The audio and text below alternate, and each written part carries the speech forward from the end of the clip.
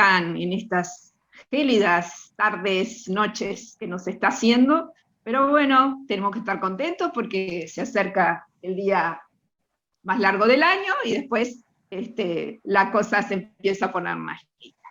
Esperamos que estén muy bien, de salud, tanto ustedes como sus afectos más próximos, en esta coyuntura tan difícil que nos toca, y les damos la bienvenida desde la Casa de Alicia, particularmente desde su biblioteca, desde la Biblioteca Nacional, desde el proyecto Aquí se lee, que es quien ha llevado adelante principalmente esta iniciativa, con el investigador de la Biblioteca Nacional, que también apoya el profesor Alfredo Alzugaray. Y bueno, a mí ya me conocen, así que soy María José Larre Borges, soy la Inspectora Nacional de Literatura. Un abrazo muy, muy especial a todos mis colegas y a todas, particularmente a aquellos a los que hace mucho tiempo que no veo, pero estamos en contacto siempre, saben que no es tan fácil librarse de mí. Veo que hay gente de Canelones, de Maldonado, de Artigas, de Melo, de Salto, he visto gente, así que bueno, de todas partes vienen, bienvenidos, bienvenidas. Este es un día muy especial del ciclo, porque es un día... ¿Alguien me dice que no me está escuchando? ¿Los demás les sucede lo mismo? ¿Te escuchamos bien? No, yo te escucho me bien. escuchan bien. Sí, claro. Hola Isabel. Bueno, entonces les iba a decir que una cuestión de orden nada más. Vamos a tratar de silenciar nuestros micrófonos y en lo posible de apagar las cámaras. Porque saben que es por un tema de tráfico, más ahora a esta hora suele ser bastante complicado. ¿Tá? Bien, en este ciclo dedicado a las figuras de Amanda y José Pedro, ya ahora lo llamamos por su nombre de pila, porque es el cuarto del quinto encuentro, nos van a acompañar dos personalidades de la cultura uruguaya bien relevantes. Y además muy particulares porque vamos a ver sobre todo el aspecto más, digamos,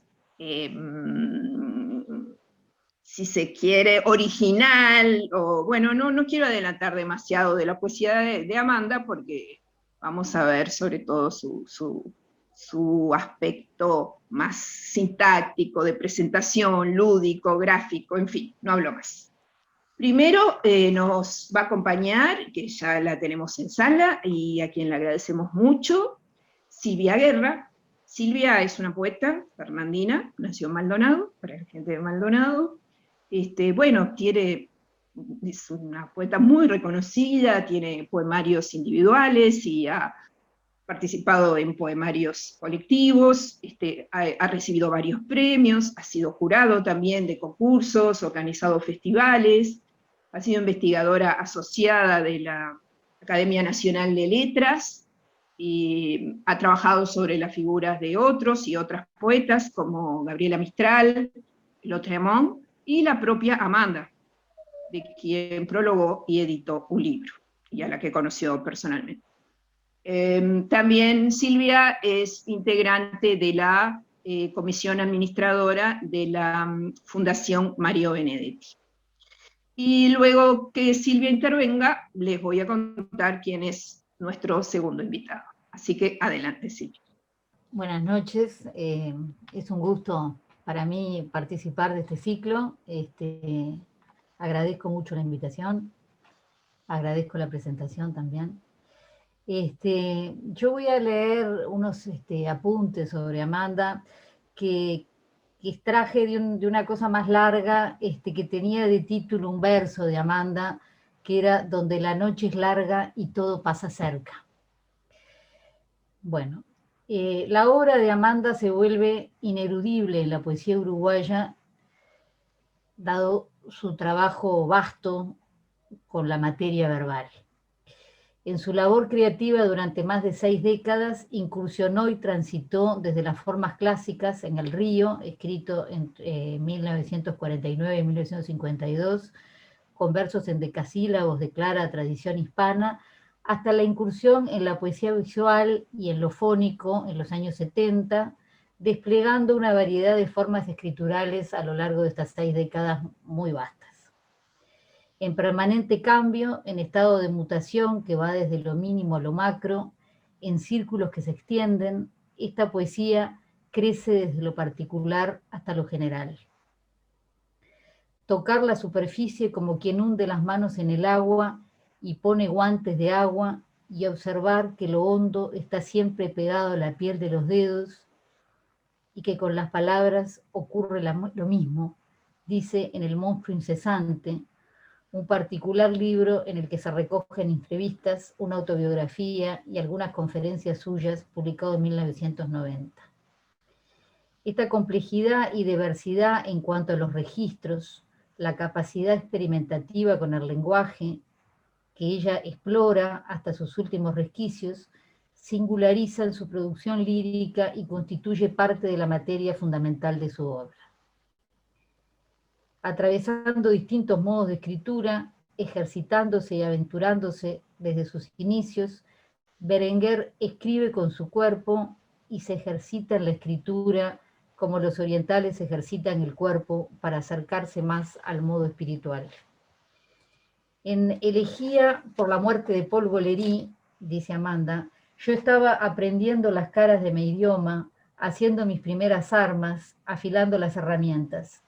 Escribí versos medidos, rimados, inventé estrofas y complejos mecanismos verbales. En dicciones y composición del lugar son solo 2 ejemplos algo más nítidos de eso que ha sido una de las preocupaciones constantes de toda mi labor como escritora, el hallazgo de la forma que se ajuste a lo que quiero expresar, de tal manera que lo expresado quede al desnudo. En materia prima están los descubrimientos, las nubes magallánicas, en verso y en prosa científica, con integración de un lenguaje técnico. También la cinta de Moebius, objeto volador no identificado, casa de belleza. Eso es poesía abierta. En conversación habilitante y derivados, y trazo y derivados, aparece el poema que luego de su desintegración en todas sus partículas lingüísticas, se reordena con estructura aleatoria en el espacio en blanco. Eso es aún otra apertura. En identidad de ciertas frutas, la forma es libremente precisa y nítida. La forma o el poema.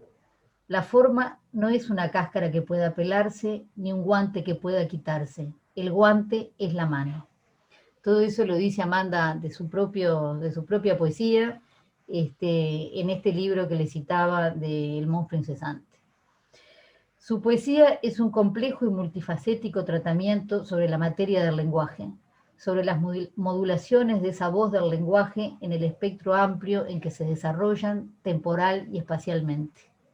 Devenir en lo múltiple que habita y forma el mundo.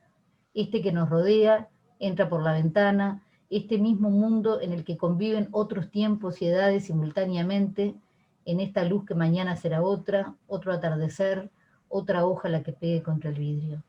En esta calidad dinámica que nos constituye, involucrada con el aspecto cambiante de la naturaleza en la que nunca habrá 2 días iguales. Berenguer se inscribe y crece con su obra, que de manera casi germinativa produce libro a libro. Y esa naturaleza experimental de su trabajo, en la que se abarcan las frases hechas, los refranes como receptáculos en los que la lengua anida, dice, uso a menudo frases hechas, trato de buscarles el sentido oculto, original, la interacción con lo que lo rodea, su fascinación por lo novedoso, por lo que vendrá, el futuro que adviene, la minuciosa reiteración en lo doméstico, casero, minúsculo, inserta en la naturaleza del tiempo, sobre el que el idioma se modula y desarrolla, constituye su material de escritura, logrando transformar en material la propia materia que trata. Dice, pienso que es imposible separar la forma del fondo. Construye sus libros uno a uno, los va haciendo, a veces deja pautas investiga sobre un modo que explaya en otro sucesivo, experimenta para desplegar y no se asusta de la experimentación. Hay una generosidad en esa muestra amplia, abarcativa, tentativa de lo que puede venir y efectivamente adviene en los siguientes libros. Un poco a la manera de los anatomistas, deja a la vista la fragua, la fábrica por dentro, los mecanismos que le van permitiendo avanzar sobre sus intereses. Toca en lo científico, se inmiscuye y avanza en el léxico técnico, irrumpe en un pensamiento de lo matemático o lo geométrico, trayéndolo hacia lo poético, conjugándolo con y entre todas las cosas. Roberto Chavarren ve una relación entre las nubes magallánicas de Amanda y el primero sueño de Sor Juana, relación que va por esa búsqueda del conocimiento en ambas, por ese desciframiento del cielo, de las figuras en el cielo estrellado y su transformación en un lenguaje. Ambos poemas nocturnos de madurez, en los que se relata la aventura intelectual y se la examina. La lectura y el conocimiento abren lugar para la libertad. En Sor Juana, la clausura en su celda la libera y la constituye. En Amanda, 3 siglos después, el tránsito por un discurso científico también le abre un espacio propio, desde su casa y su jardín, al cielo abierto. Ambos poemas, dice Chavarren, recurren al saber de su tiempo, y tanto una como otra lo encuentran insuficiente para explicar el proceso cósmico. También, como para la monja mexicana, estos conocimientos, estos aventuramientos resultan transgresión. La voz modula en el tiempo al tiempo mismo, lo construye a golpes sonoros, lo materializa en lo que dice, en cómo lo va diciendo. Dice Amanda en Dialéctica de la Invención: cuando me puse a ordenar los poemas, advertí que algo había estado pasando en ellos, algo idéntico a lo que estaba ocurriendo dentro de mí. Estaba pasando el tiempo. Existía igualmente una sucesión dinámica aún en el poema entendido como una forma fija e independiente. Ellos estaban atestiguando en una situación paralela y por medio de sutiles ligaduras que iban de ellos a mí o de mí hacia ellos, la otra situación paralela que yo significaba. El cambio y el movimiento que percibe en todo lo que la rodea y en ella misma, atravesado e imbricado por la voz del lenguaje percutiendo su sonido, sus múltiples resonancias internas, es lo que la lleva a tejer en esa urdimbre, la del tiempo y el lenguaje, al poema naciendo desde el asombro que le provoca el cambio produciéndose dentro. Ese movimiento constante de la vida que, extendiéndose, hace del lenguaje un ser vivo. Observo el lenguaje, observo su estructura parecida a la de una molécula gigante de proteína. Cualquier cambio en su configuración espacial la transforma en otra cosa, dice en una conversación con Miguel Ángel Campodónico. El núcleo de su poesía, en ese núcleo cambiante del tiempo hecho lenguaje como cualidades intrínsecas a lo vivo. Creo en los cambios, en la evolución, en las metamorfosis, en el perpetuo móvil. Sobre ese perpetuo móvil, Berenguer compone su prosodia, respiración variable, escritura que crece y cambia. Ordenando el modo al tiempo, con el modo al tiempo, compone en el espacio las modulaciones de la voz que muta. Con relación al tiempo, debo aclarar que siento interpretadas las dos maneras habituales de entenderlo, como sucesión, proceso, evolución, y como nuestro tiempo, el tiempo que nos rodea, el tiempo de nuestra época, el tiempo social. Me parece que las dos interpretaciones aluden a algo inseparable, es más, aluden a una misma cosa. Dice también en Dialéctica de la Inversión. Inmersa en esa realidad política y social, en su condición de mujer latinoamericana, ama de casa, madre, se enfrenta ante las infinitas y reiteradísimas tareas domésticas que se parecen a un tiempo primordial. Todas las mañanas, enfrentarse al mundo, huidizo y múltiple, casi para hacerlo desde cero, para hacer lo mismo que el día anterior, con las ínfimas variantes que pueden conllevar los días. Una mujer en esa realidad que escribe, y escribe sobre todas las cosas del mundo, sobre la naturaleza de las cosas y de la propia mente atiborrada ante la posibilidad de la mesa que se puede tornar una loca danza de electrones. En ese estado de poesía es en el que ha habitado la vida una poeta. Estado de peregrinación por, hacia, entre, búsqueda del entendimiento, de sentir lo inteligente, hacia otras realidades que se abren.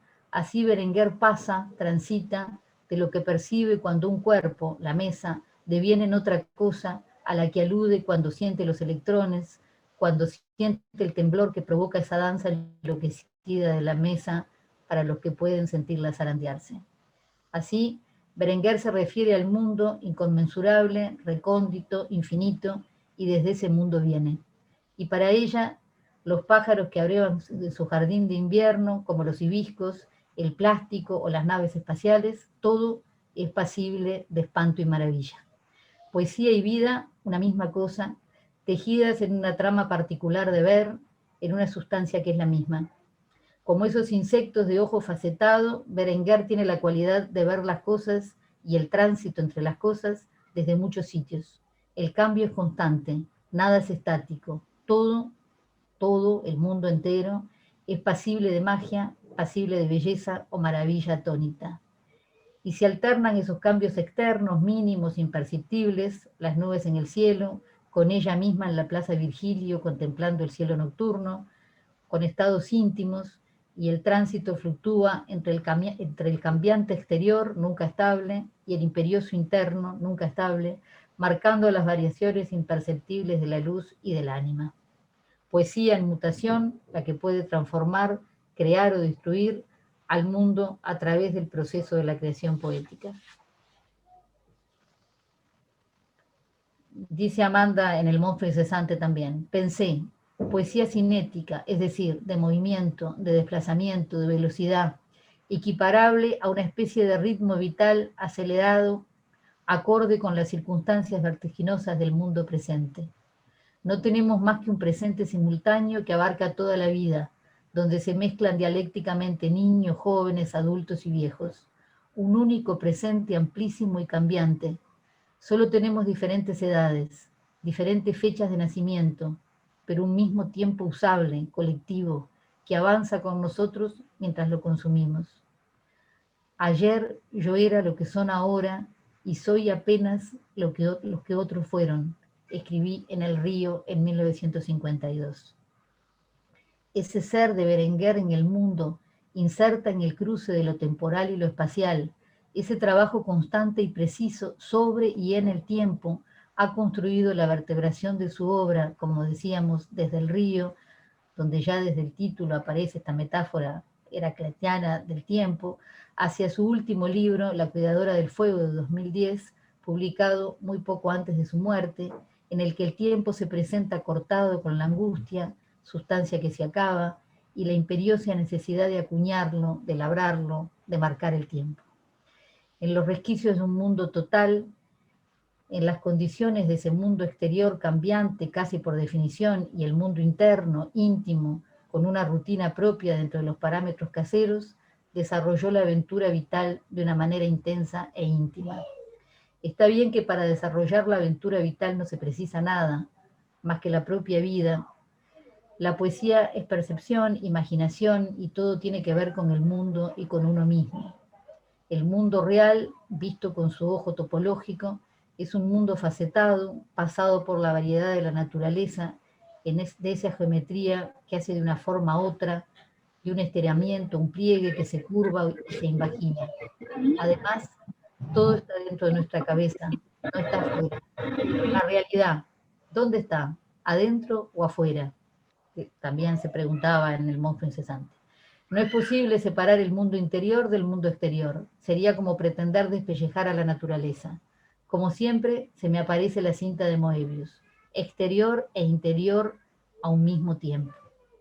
De esa frecuentación poco usual, estructura una línea de escritura que termina acercando a otros extremos, como si de pronto los antagonismos se tocaran y las cosas ya no se dividieran en materias, y la poesía y la física o la filosofía entraran en una zona que les fuera común o trataran lo mismo.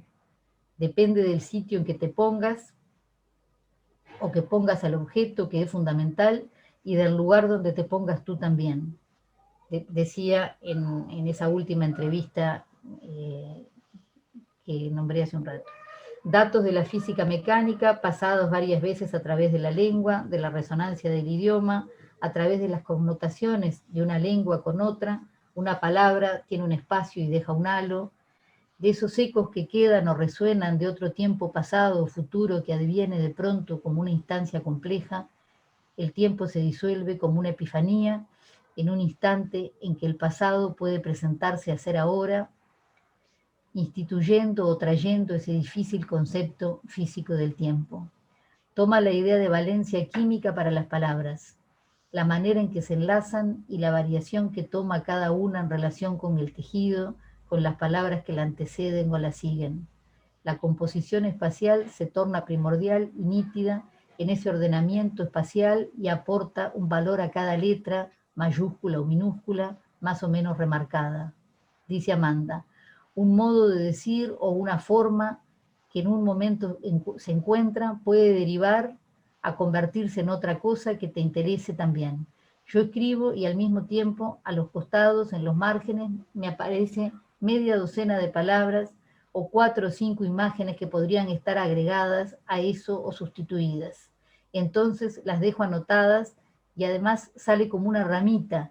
Yo siempre digo que la escritura tiene como esa cosa vegetal que larga ramas y tiene sus raicillas. Eso tiene que ver con la dicción. Lo que pasa es que dicción tiene que ver con lo oral. Con ese disco que hice, que se llama Dicciones, me propuse trabajar con un grabador de 4 pistas que te permitía grabar en una o en otra, y en las que podías superponer, te permitía hacer una cosa casi sinfónica, y me entusiasmé. Y quise probar cómo resultaban los sonidos de las propias palabras, las palabras y los sonidos de las propias letras, las graves, las agudas, las nociones de altura, de hondura, lo profundo, lo luminoso. Algunas letras me parecen agudas, otras graves, y después, sin ningún tipo de música, simplemente apoyándome en la intención, digamos, de la palabra, alargándola y estirándola, revolviéndola en sí misma, hice esa dicción. Se adentra en ese corredor, en ese puente con apostadero en un más allá que no se llama, que no se sabe, se lanza en la metáfora a través de la voz y del sonido, del rumor que rodea y merodea en el sonido, buscando hacer reverberar los signos. Dice Amanda de vuelta. Lo extraordinario de la metáfora es que ata distancias, relaciona imágenes instantáneamente, como el rayo sin espacio. Es extrañísimo.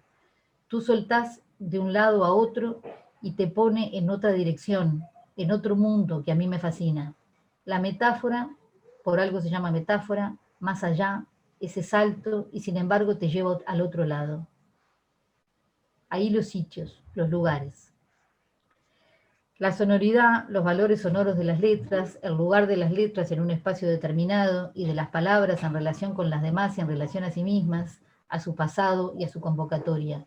La música de las palabras, la voz del lenguaje.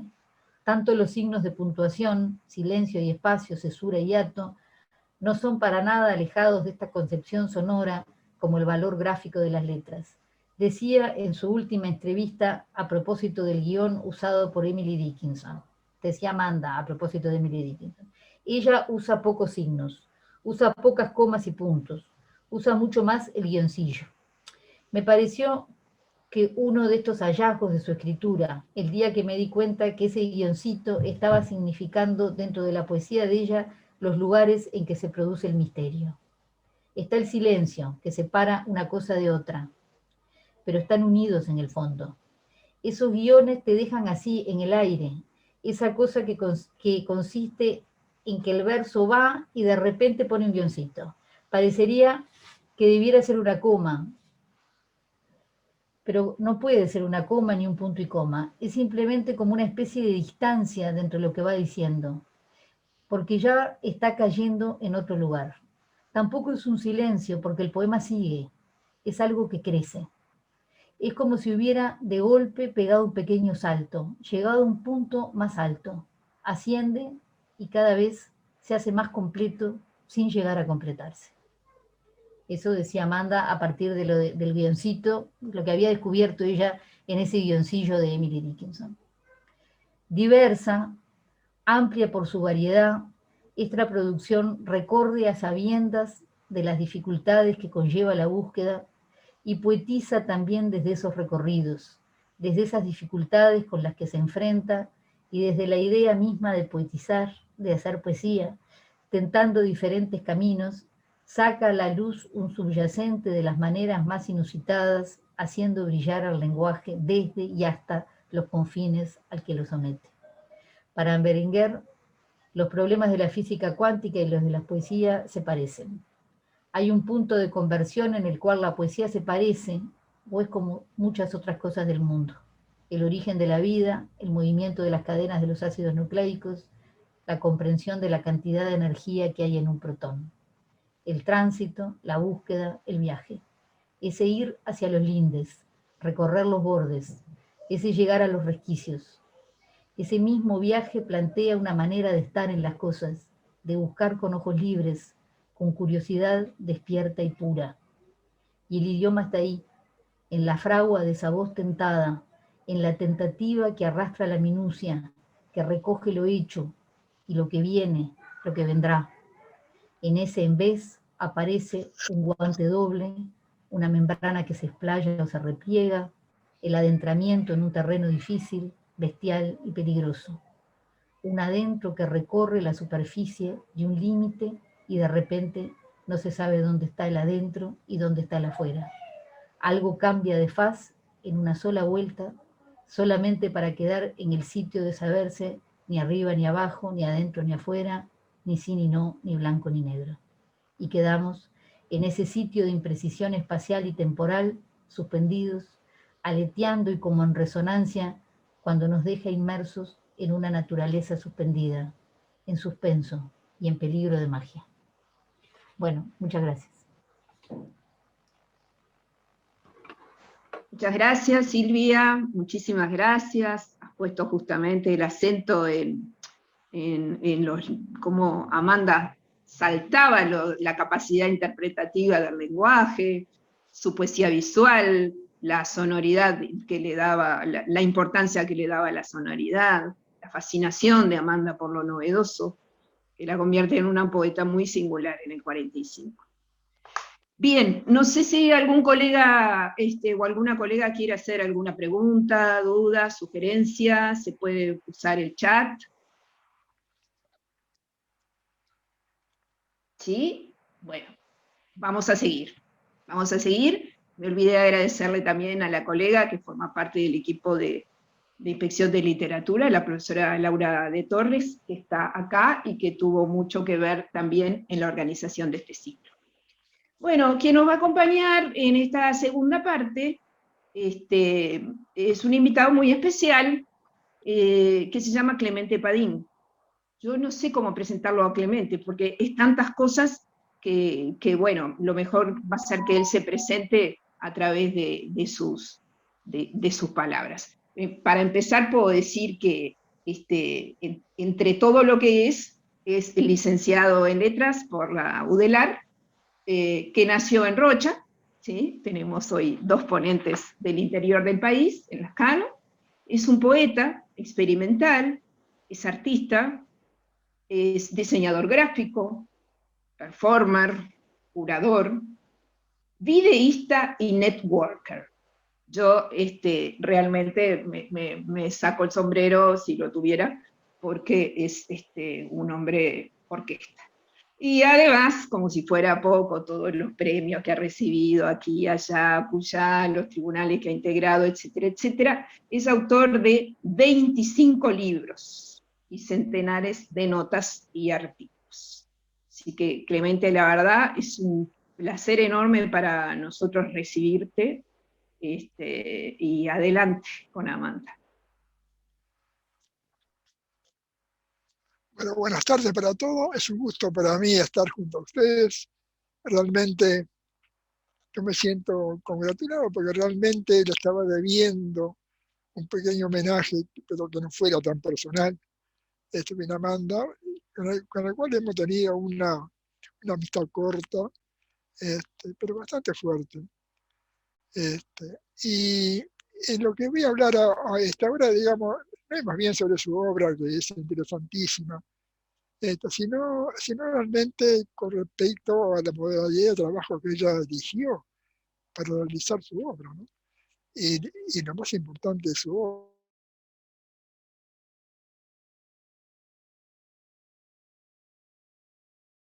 ha sido su intención de trabajar en ese campo y no lo abandonó hasta el final de su vida. Bueno, y les preparé una pequeña nota que más bien tiene mucho de académico, porque realmente quiero dejar en claro, digamos, quiero legitimar, digamos, esa actividad experimental de Amanda, porque realmente hoy más que nunca es necesario. Estamos asistiendo en estos días en muchos países, sobre todo latinoamericanos, en grandes congresos de poesía experimental, a raíz que se presenta un grave problema que nos aflige a todos realmente, porque no tenemos manera de conservar nuestros trabajos. Casi todos hemos trabajado cuando comenzó, digamos, el auge de esta tendencia que no fue en nuestra época realmente, creo que fue mucho más adelante. Fue prácticamente ya a fines de este siglo pasado, del siglo XX, en cuanto se comienza a trabajar seriamente en todos los renglones y en todas las posibilidades que ofrece el campo experimental, ¿no? Y se trabajó generalmente en un programa muy sencillo y económico, que era el Flash, y prácticamente todo el mundo hizo su obra en ese programa, pero lamentablemente no hace muchos años atrás, el Flash decide desaparecer y con él desaparecen todas las obras que estaban escritas.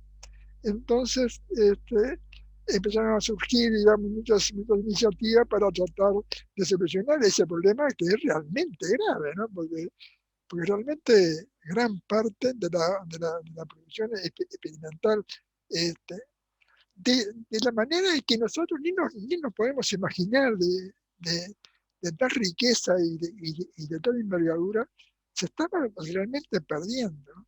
Pero afortunadamente se han encontrado otros caminos sucedáneos que nos han permitido zafar el problema. Bueno, y preparé entonces una pequeña nota que espero sea de su interés en relación entonces a estos temas. El tema se llama Amanda Berenguer y lo poético experimental. No es sencillo hablar sobre poesía experimental.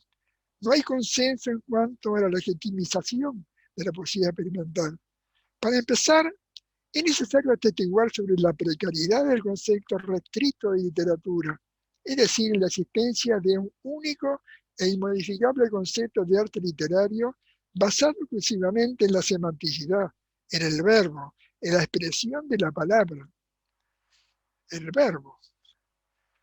En los hechos, este concepto deflagra por sí solo, sobre todo en poesía, los elementos paralingüísticos o asemánticos son esenciales a la hora de establecer las significaciones.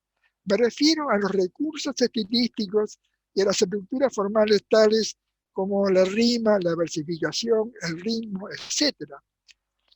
Fue necesario proponer un concepto de literatura ampliado que tenga en cuenta los elementos pansemióticos, es decir, los elementos expresivos que operan en todos los lenguajes con el objeto de generalizar su empleo, no solo en la lengua, sino desde todas las artes.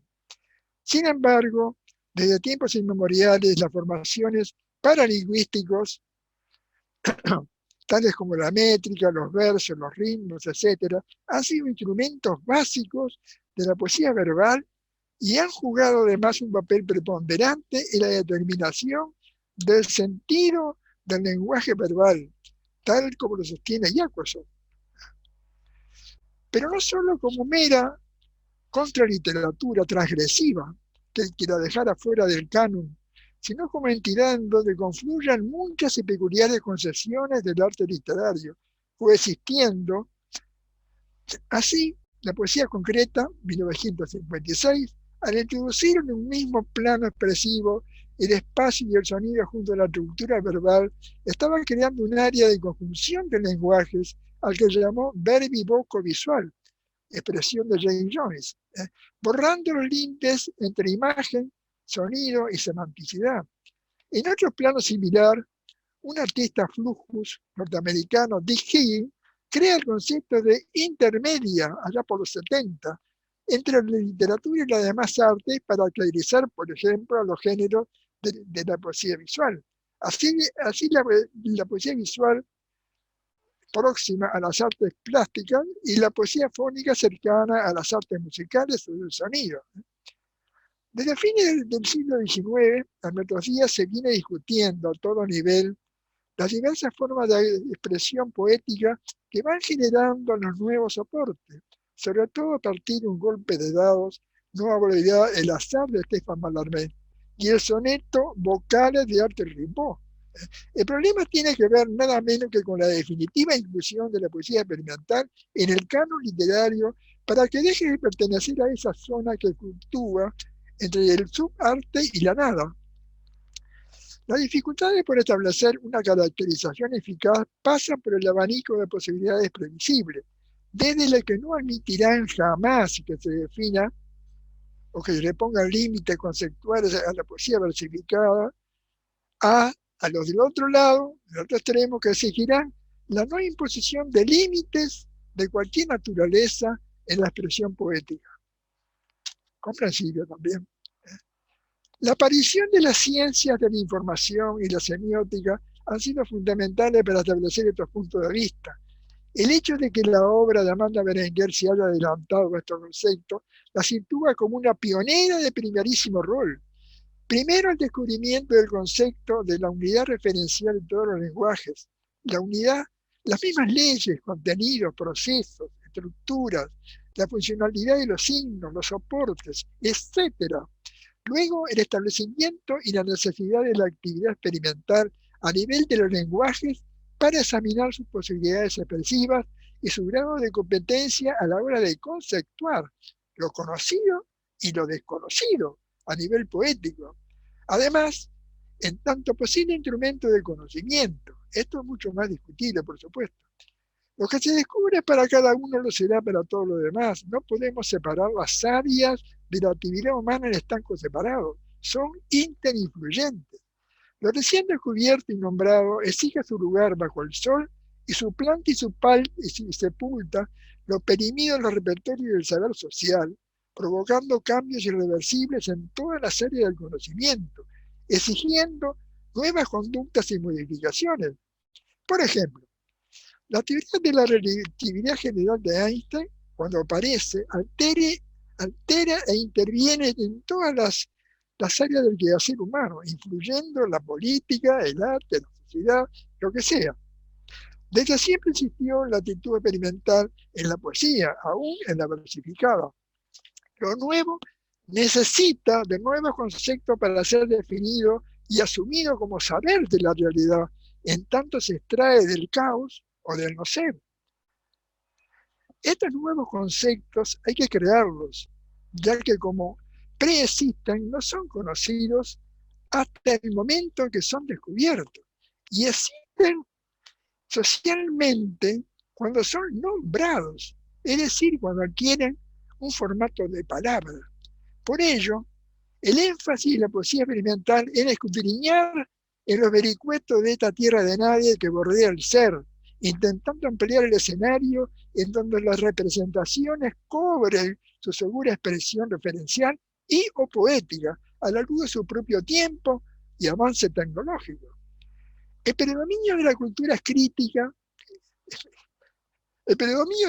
escrita nos hizo olvidar aquel origen que el modernismo le devuelve a través del ingente incremento de la producción volcada al campo de la información.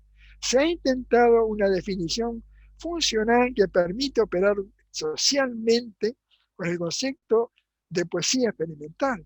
Se trata de establecer la identidad del poeta experimental de cara a la sociedad que integra, ya sea para ser aceptado o rechazado, pero que a todos resulte imposible no reconocerle como hacedor o productor de poemas. Algunos críticos literarios se oponen a incluirlos en su canon en razón de que la palabra, en tanto verbo o expresión sublimada del espíritu, se vería menoscabada en su función expresiva en provecho de sus posibilidades expresivas secundarias. Me refiero a la visualidad, a la oralidad, a la gestualidad, a la performatividad. Otras dimensiones paralingüísticas, como la forma en la cual son vistas las unidades expresivas de los lenguajes verbal, es decir, palabras, letras, o las formas en las cuales son oídas, si tuviéramos en cuenta la poesía fónica, han sido eclipsadas por la función expresiva verbal de los signos. Pero en el correr de la historia, en casi todas las épocas se han cultivado esas formas artísticas irregulares, ya sea bajo la forma de plegarias o textos sagrados, ya sea simplemente en función de apoyo o relevo de la función expresiva de la palabra, como en el caso de los poemas figurados o poemas de figuras, y también como conocía por los romanos como Carmina Figurata, como se dice actualmente, aunando las dimensiones lingüísticas y visuales en una sola forma artística, el poema visual. El otro argumento que la crítica exhibe es que la nueva poesía o poema visual no respeta la esencia del lenguaje, es decir, el significado verbal, pero ello solo ocurre en algunas tendencias de la poesía visual.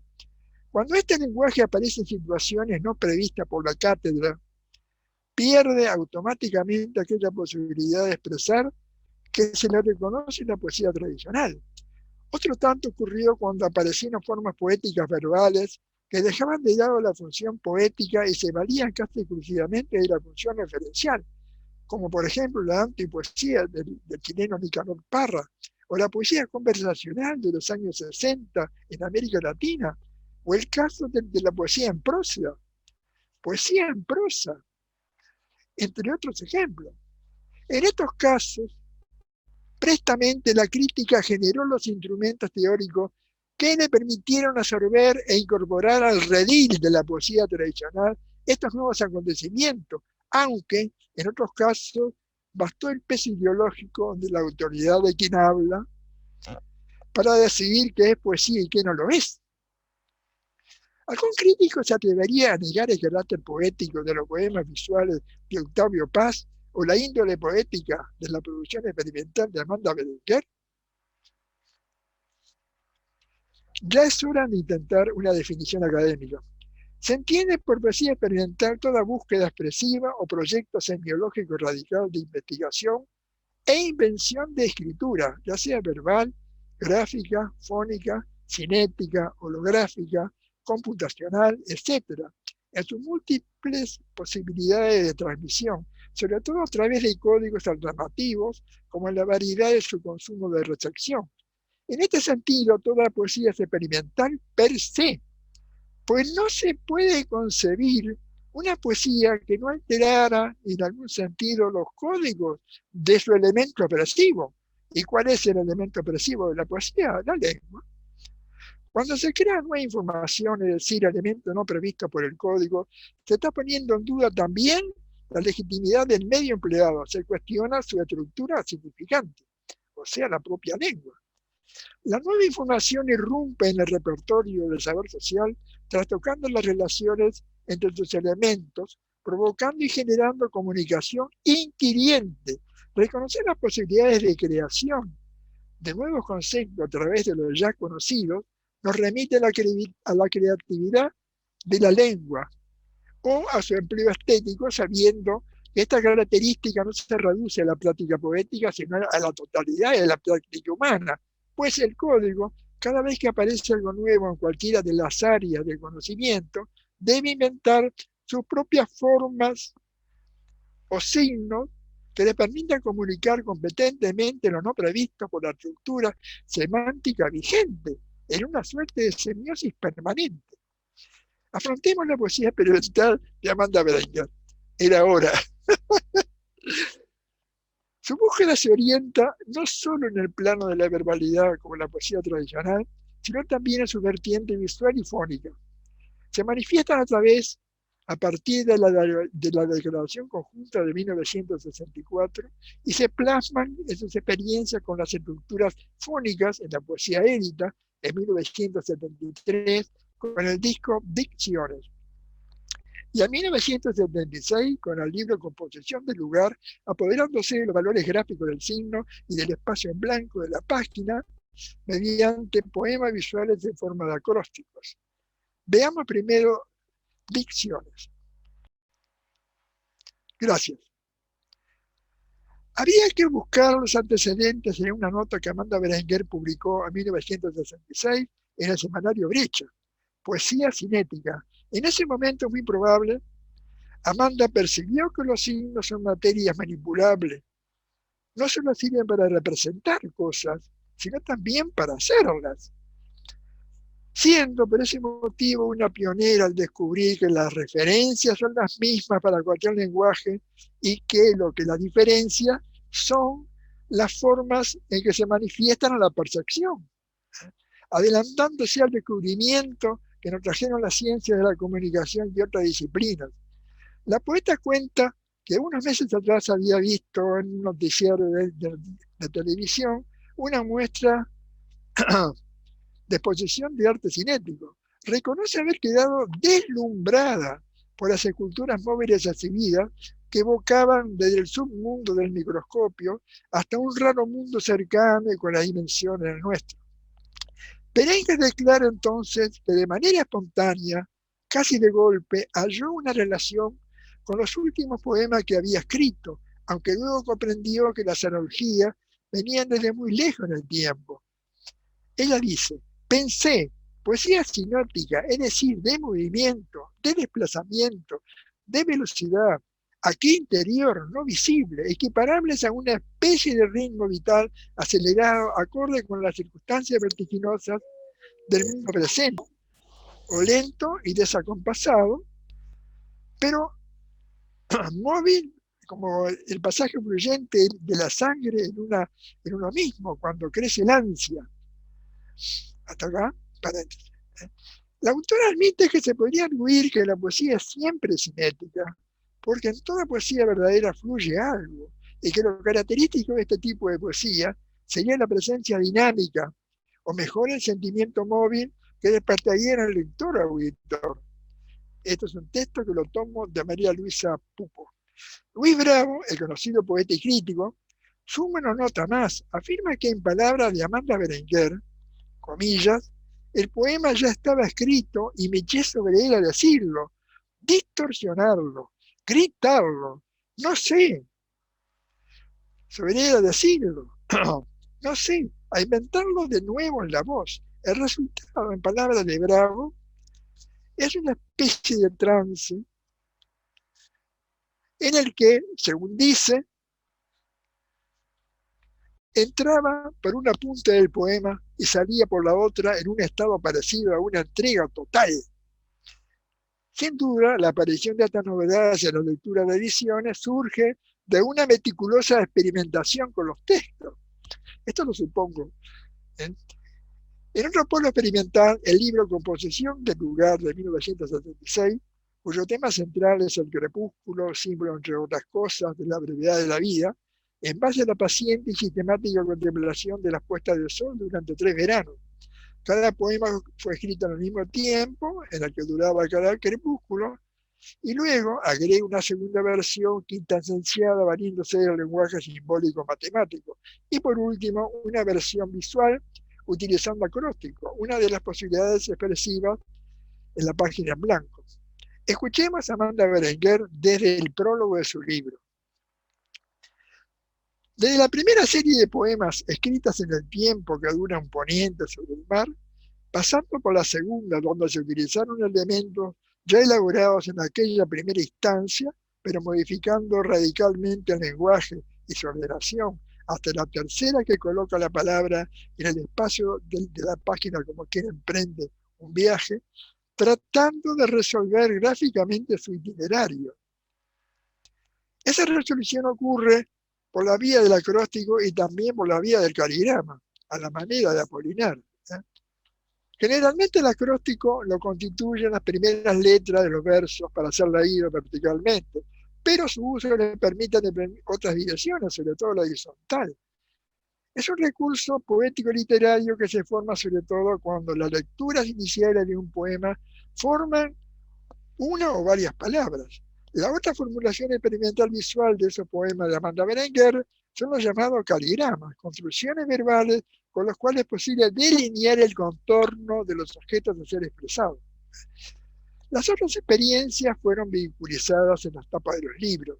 Ya entonces, declaración conjunta, un poema visual con texto del propio libro en relación creciente y creciente.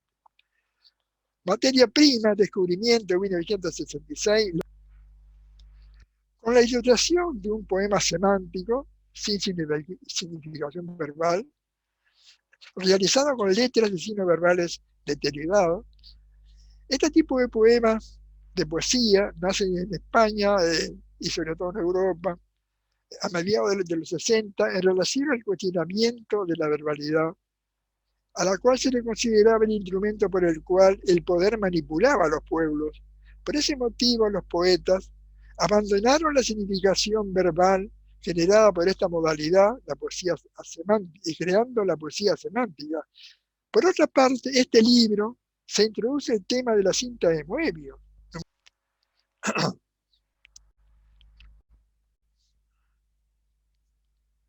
Algunos poemas visuales creados por Amanda Berenguer tienen que ver con acoples redundantes que refuerzan y apoyan los sentidos de sus versos discursivos, a la manera de los poemas de figuras o Carmina Figurata, en los cuales la visualidad se pone al servicio, cual si fuera una sirvienta, de la verbalidad. Así, la cinta de Bohemios, uno de los poemas de su libro Materia Prima, las nubes magallánicas, usa una cinta de bohemias en la cual se puede leer. Leo. La misma cara, tu cara anacrónica, mi cara de alquimia social, sobre la pista encantada, kilómetros años luz, de vertiginosa periodicidad, recorro camino, la otra cara, la fabulosa cara, la doble cara. Cierre de comillas. Por su falta de puntuación, la lectura pudiera comenzar en cualquier lugar, ofreciendo la oportunidad al lector de participar en la creación poética al tener la libertad de empezar la lectura del texto por donde él quiera. Ello es posible porque la cinta de Bohemio posee un solo lado y una sola arista, lo que genera una superficie unilateral. Es una superficie continua y no tiene interior ni exterior. Científicamente, y se la utiliza sobre todo científicamente en matemáticas y geometría, como asimismo la poesía en las artes. En las artes y la poesía, sobre todo por su asociación con algunos conceptos abstractos muy, muy importantes, como la tonalidad. ¿Sí? En la Arena, 1978, Amanda Berenguer nos ofrece 5 poemas en los cuales juega en las posibilidades de la letra manuscrita y el uso de colores, negro y rojo. 06, por favor. En Identidad de cierta fruta, 1983, nos encontramos en la tapa con un poema visual que hoy día podría ser calificado como un poema conceptual, pues confronta en el mismo espacio informaciones diferentes sobre un mismo objeto, una manzana. La información se traslada del objeto a la manera en la cual es representado, generando entonces una situación de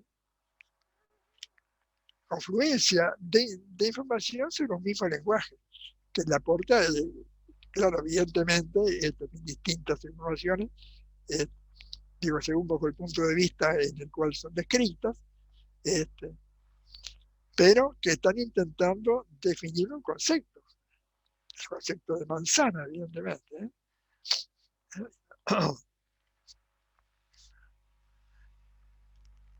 En la tapa de la siguiente ilustración, que Botella Verde, de 1995, centrada en el objeto topológico conocido como la botella de Klein, Se aprecia un complejo poema en el cual la visualidad no se pone al servicio de la verbalidad como en el poema de la cinta de Bohemia, sino que ambas entidades, la visualidad y la verbalidad, asumen su responsabilidad en la realización y confesión del poema. Ambos son tan importantes unos al otro para completar la significación. No se opone al servicio de la verbalidad y, basados en la ambigüedad de las imágenes, va dejando en manos del lector la búsqueda de un sentido. Se trata de una botella verde sobre fondo negro. Sobre el verde se aprecian 5 ojos sueltos mirando fijamente. Vean la imagen.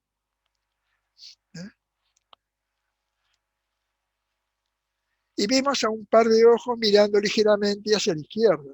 Del ojo superior parten 9 franjas delgadas que se esparcen en todas las direcciones.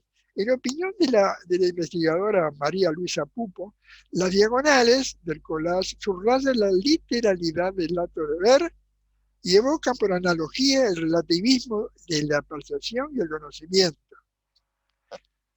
Exactísimo. Así fue difundiendo los poemas visuales de una singular estructura que le permite transmitir complejos contenidos.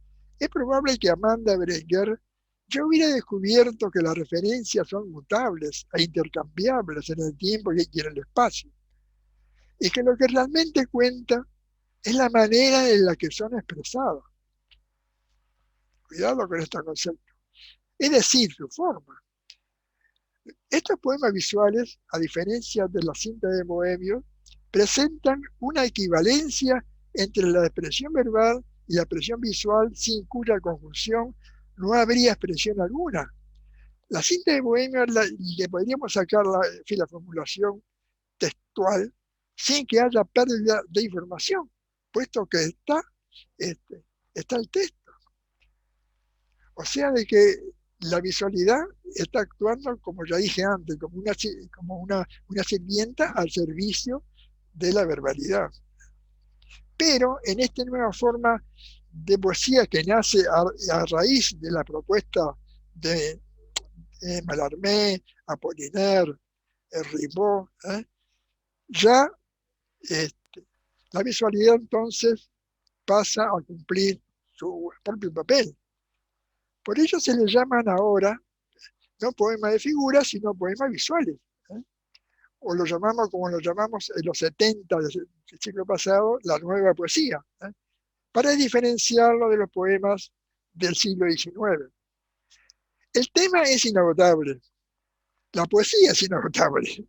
Apenas rozamos la superficie de una obra en un poeta experimental, Amanda Berenguer. La humanidad está capacitada, bueno, es un comentario un poquito extenso, pero que me gustaría utilizarlo como cierre de tan mal hilvanadas palabras. ¿Qué le decía? Bueno, le decíamos de que la humanidad está capacitada para producir más y más productos para satisfacer las necesidades más urgentes de la humanidad.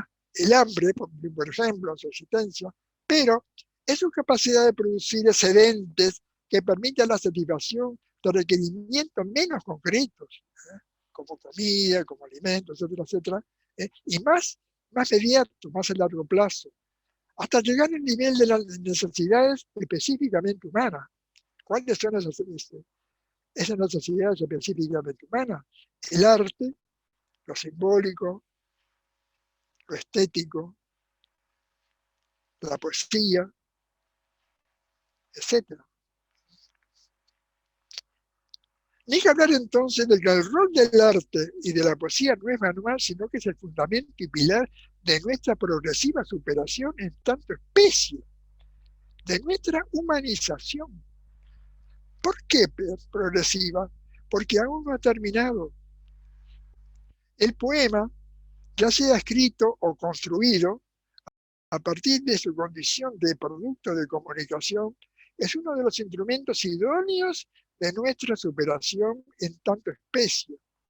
En primera fila está sin duda Amanda Berenguer y sus poemas Dando batalla. Fuentes consultadas.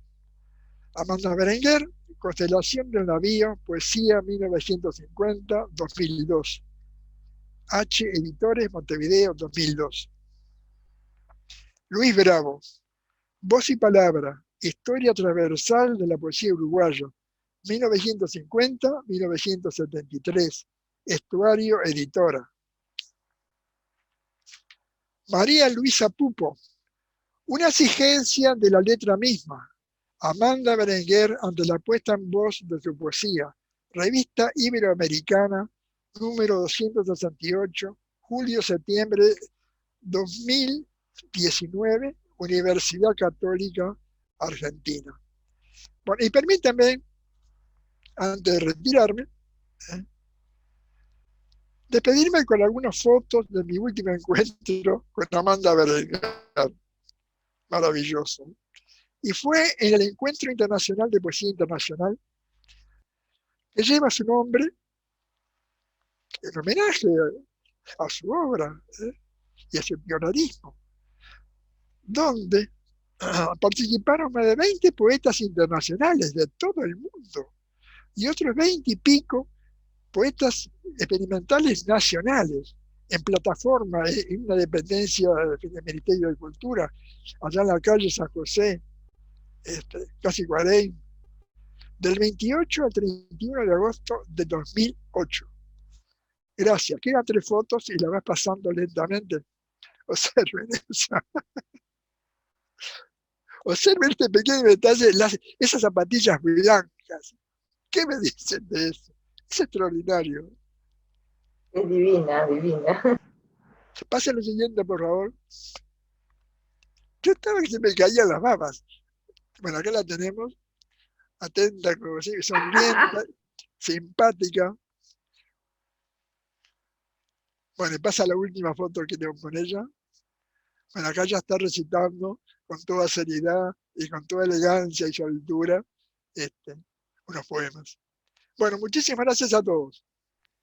Clemente, ha sido realmente un disfrute, un placer. Estábamos conversando en el chat con los colegas que tenemos que transcribir estas ponencias, que vos estás desafiando un poco al canon, ¿no? Con los planteos que haces, bueno, con los planteos que haces desde siempre. Y que realmente tiene mucha, discúlpeseme, pero tiene mucha potencialidad didáctica la poesía de Amanda. ¿Sí? Sí, se puede hacer mucho cruce, mucho diálogo con dibujo, con música, con matemática, ¿no? Y para discutirlo. Claro. Material sonoro, material visual. En fin, Álvaro, que está presente acá también, Álvaro Díaz Berenguer, el hijo de Amanda y José Pedro, podría, si quiere, agregar alguna cosa o opinar sobre el detalle de las zapatillas también. Bueno, simplemente quiero expresar que me siento bastante impresionado por la cantidad de gente que ha venido a escuchar, ¿no? Porque realmente esta gente no solamente está interesada en la obra de Amanda Berenguer, sino también en los medios que ella ha empleado. Hay una curiosidad ahí, si bien no me han preguntado nada, porque claro, pero ahora cuando hagan esos cursillos que tú has dicho de ampliación, digamos, de conocimiento, yo inclusive me pongo las órdenes de ustedes para ir a visitarlo y para generarles conceptos o para hablar en una situación.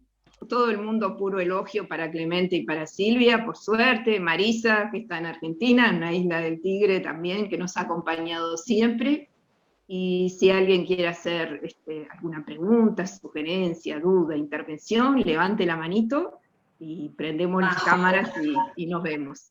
Perdón, Majo, tengo una pregunta que llega desde bastante lejos de alguien que creo que todos conocemos, que es Ignacio Bachter, que está habitando este encuentro también, y tiene una pregunta para Clemente. Dice, ya a fines de los años 60 pudo reconocer, tú, Clemente, ¿no? Que Amanda estaba trabajando en estas direcciones que escribe, o sea, ya en esa época lo pudiste hacer, atenta al arte nuevo, al arte joven, etcétera. Esa es la pregunta de Ignacio. Bueno, prácticamente ya había arrancado, digamos, todos los movimientos que ahora se conoce como neo-vanguardistas. Hubo un avance, pero muy importante, que aparecen poetas que son capitales, como Pierre Garnier en Francia, otro gran poeta que todavía vive y sigue trabajando, como Julian Blaine. Esta gente no solamente son poetas, sino que también son editores y reúnen a la gente que tienen alrededor y sacan ediciones fantásticas. Por ejemplo, William Blaine publicaba una revista que pesaba como 3 kilos y sacaba una por año con cerca de 1500 páginas, en la cual reunía todo lo que podía de la poesía visual de ese momento, de ese año. Creo que el número 1 sale en 1974, no, 1976, sale el número 1 con prácticamente una antología completísima de la poesía experimental latinoamericana. Y hoy día vas a ese ejemplar y te vas a encontrar como si fuera un corte sincrónico, realmente con todo lo que se producía en aquella época en América Latina. Y es sorprendente. No te podés imaginar qué nivel de calidad, de genialidad, pero interesantísimo de todos los trabajos. O demasiado de que ya estaba muy fuerte el movimiento. Pero antes de eso, terminaríamos el periodo de los años 60, sobre todo sobre el final, empezaron a aparecer muchas revistas de la nueva poesía, como la llamamos. Bueno, en Buenos Aires estaba Edgardo Antonio Vigo, allá en La Plata, fui promoviendo Es algo en los 70, y otras revistas importantes. Estaba en Chile, estaba en Antofagasta, estaban las ediciones que promovía Guillermo Deiler. Allá en Venezuela había otro chileno que estaba trabajando muchísimo, que era Damaso Gas. Habían varios mexicanos que ya estaban exiliados en Europa, como Felipe Ehrenberg, y otros que fundaban. Digo, sí, de que prácticamente ya existía una barriada que estaba trabajando sobre poesía experimental y que ya nos íbamos conociendo a través del intercambio de las publicaciones. Por mi parte, a fines de los 60, yo publicaba una revista de ese tipo, experimental de punta a punta, que se llamó Obun 10. Esa revista difundió muchísimo material que acá no se conocía. No dudo de que posiblemente Amanda tuviera el contacto con eso, ¿no? Y por lo que sé, ahora, a raíz de la charla de Guerra, me enteré de que estaba ya conectada con Garnier. Y Garnier fue uno de los grandes difusores. Sacó un libro, nada menos que en Gallimard, y ese libro recorrió todo el mundo. Yo recibí un ejemplar, pienso que ella debiera tener otro, en el cual Pierre Garnier describe todas las posibilidades expresivas y de trabajo de la poesía. Estaba subiendo en esos días. Y bueno, ahí se mencionan, digamos, diversas tendencias. Hasta hay una poesía mentalista, una poesía para pensarla. Y cosas muy curiosas que realmente hoy día sería incluso subversiva, ¿no? Porque realmente conmueve los códigos y hacemos un replateo total de lo que era la creatividad, pero sin llegar a eso. Se van a internet hoy día, se van a encontrar con ciertas modalidades de la poesía experimental que son realmente asombrosas. Yo nunca me podía imaginar, pese a que lo he practicado muchísimo, pero han aparecido cosas que son realmente asombrosas. Y que, bueno, y que están demostrando de que por ahí hay un camino en la creación que la poesía bien que se merecía, ¿no? Porque, bueno, se ha superado, digo, prácticamente todo por lo que nosotros luchábamos, y por las horas y las horas y los ríos de tinta que se gastaron en torno a esos conflictos entre la poesía versificada y la poesía visual, digo, todo eso ha sido completamente superado a nivel de lo que es la escena performática computarizada. Y no sabemos aún en qué va a terminar todo esto realmente, porque siguen apareciendo tantas cosas interesantes. Yo les sugiero que vaya en la propia Facebook, ahí por lo pronto hay 2 archivos que están trabajando en congreso, que ya los realizaron por otra parte, y que hicieron relevamientos muy, muy importantes y muy profundos de toda la producción experimental latinoamericana, pero en general con la producción que nace a comienzos del siglo, de este siglo.